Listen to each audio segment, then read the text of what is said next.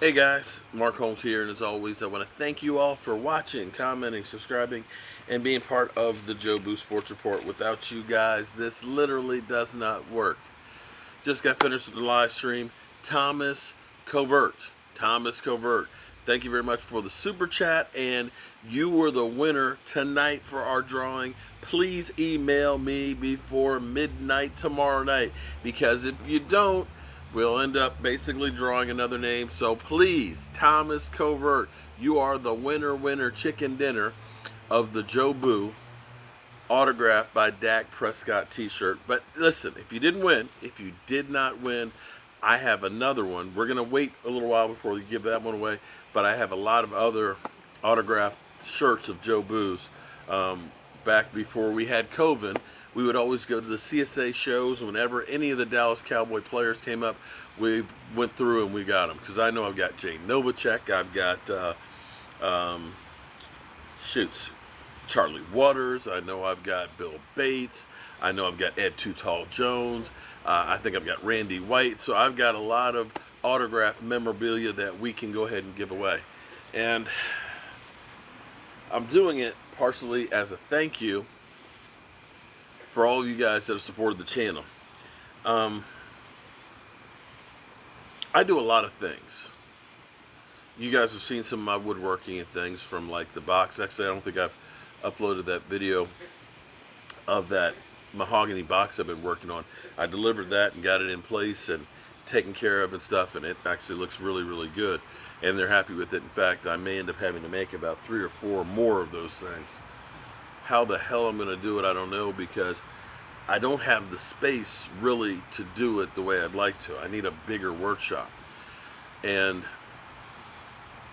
there's a lot of things in life that you're going to want to do, but you have to have the capabilities to do it. You know, things that you may have done a couple of years ago, you can't do now with the same tools, because things evolve and they change. See, about 3 years ago, I spent about $1,300 and I bought a gaming laptop, a Dell, for my studio. And it worked really good.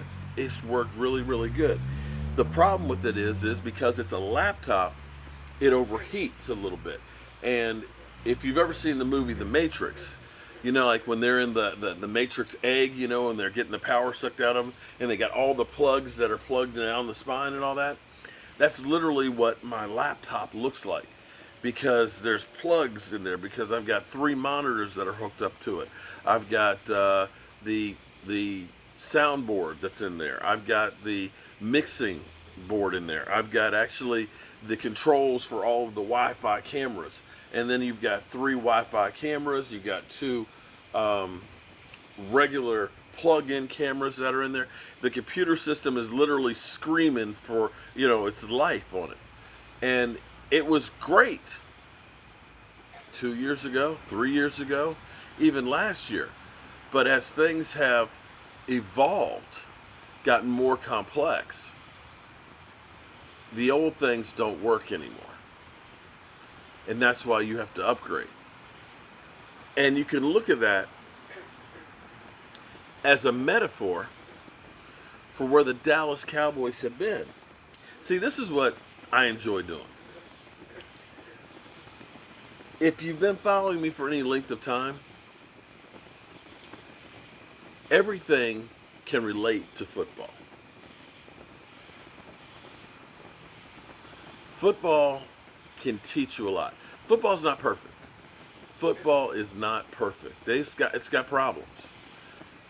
Think of the concussion, you think of the injuries, you think about what happens to players after football, some of the things football brings about, you know, and so forth. But football also brings a lot of great things. The platform that it gives for players to actually affect and change people's lives. Being a driver in changes in society. Being something that actually can bring people together and make them forget about their troubles, even if it's only for 3.5 hours. And football, if you played football, makes you realize so many things. It makes you dig deeper within yourself. And that's where I can relate a lot of things to football. Because, see, the Dallas Cowboys, with the philosophy of Jason Garrett, were like that gaming laptop that I have right now. It used to be good enough for what I was doing back then, the Cowboys offense. When you had Emmitt Smith and had the best offensive line in football, had a number one rated defense that took away the football and shut people down, made teams one-dimensional because they couldn't run against them, had a good kicker. That offense didn't have to be that complex back then because the rules hadn't changed.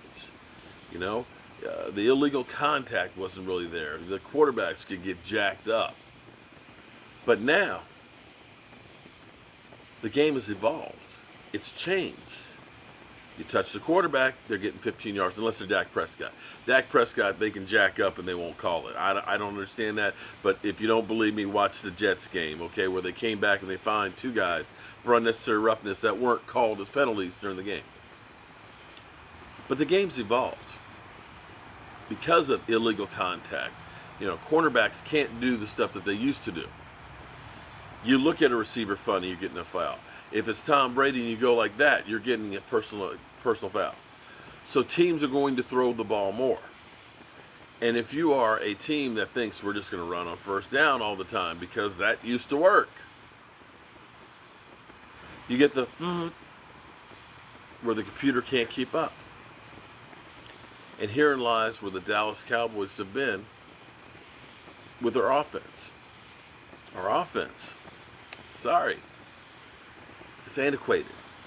Our defense, the Tampa 2, bend don't break, it's antiquated.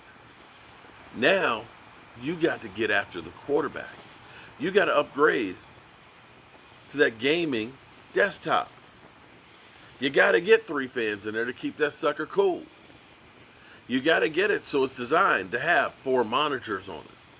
You got to get one that has a high-speed processor.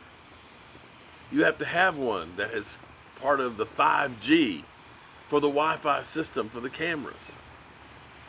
Because if you don't, you're just going to continue to slip further and further behind and have more and more glitches in your game.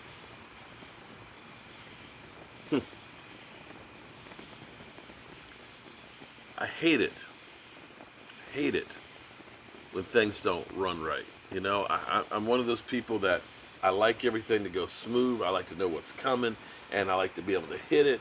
And when you get these hiccups like this, it literally just throws me off my game and just kind of ticks me off. And that's where I'm trying to do the best that I can.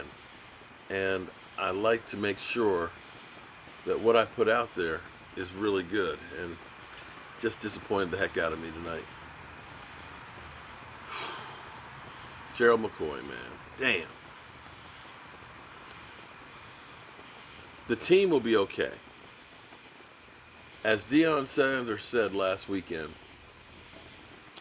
football will go on without you. And that's a sad reality about football. It doesn't matter who you are. The football train ain't stopping for you.